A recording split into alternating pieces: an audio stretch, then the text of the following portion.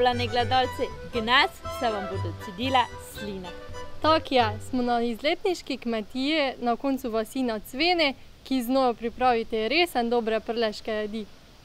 Gospa Suzana, kere so tiste prave, tipične prleške jedi?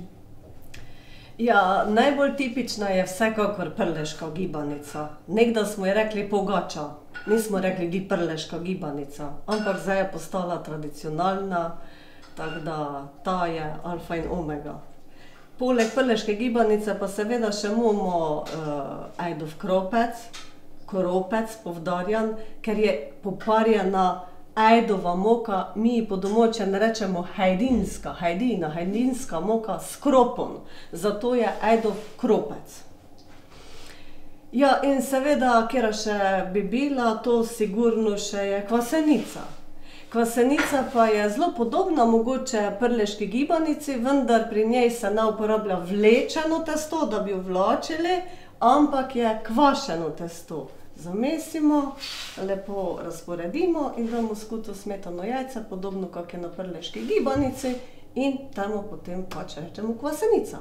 Kere sestavine pa vse nicate, kdo pripravljate prleško gibanico? Ja, osnovna sestavina in najvažnejša je vlečeno testo. To mora biti glih pravšnjo, ne pretrdo, ne premehko, glih original. In če imamo to dobro, potem jo raztenimo na 9 plasti, potem pa zapiramo. Sestavine, ki pa so še potrebne, se pravi, rabimo še nadev. V nadevi pa so skuta in smetana, tako zdaj rečemo. Nekdaj pa smo rekli temu sir, pa vrh je. En produkt pri mleki je še bil kiselina, temu pa gnes rečemo kislo mleko. Tako, k tem dvem sestavinam dodamo potli še malo soli, malo masla, čisto malo sladkorja in to je to. Enostavno. Vse najboljše stvari so enostavne. Čuli pa smo, ko ste letos osvojili prvo mesto na državnem ocenjevanju prleške gibanice. Nam lahko malo več kaj o tem povete? Ja, letos smo sodelovali prvič na državnem ocenjevanju prleške gibanice in med tržnimi ponudniki prejeli prvo mesto, na kaj smo izredno ponosni. Zdaj pa ne vemo, ali smo imeli takšno srečo ali pa smo res znali. Dobili smo tudi certifikat prleške gibanice, ki ga lahko na steni imamo 1 leto, pa 1 leti se seveda pri novem ocenjevanju vzame dol, tako se lahko ponašamo s tem, da pečemo tradicionalno prleško gibanico s certifikatom. Kere pa so vse stvari, ki jih ponudite gostom, če pridejo v vašo izletniško kmetijo?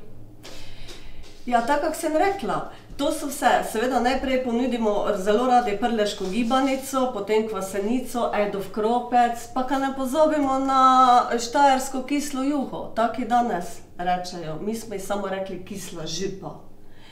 Takšna kisla žipa je sestavljena iz svinjskih tac, repov, želodčkov, krompira.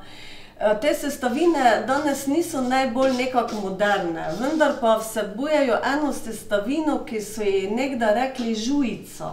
Žujica, ki je tako to gostilo, in ta žujica je izredno pomembna baje za sklepe.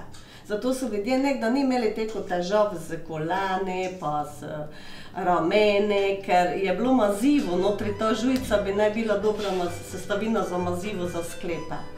Ja, pa ka ne pozabimo, kaj še ponudimo gostom, ja, prleško tunko, ne, to pa je res tisto alfa in omega v poleg seveda prleške gibanice v Prlekiji. Mije sme probala prleško gibanico in moram reči, ka je resen dobro. Prav mož.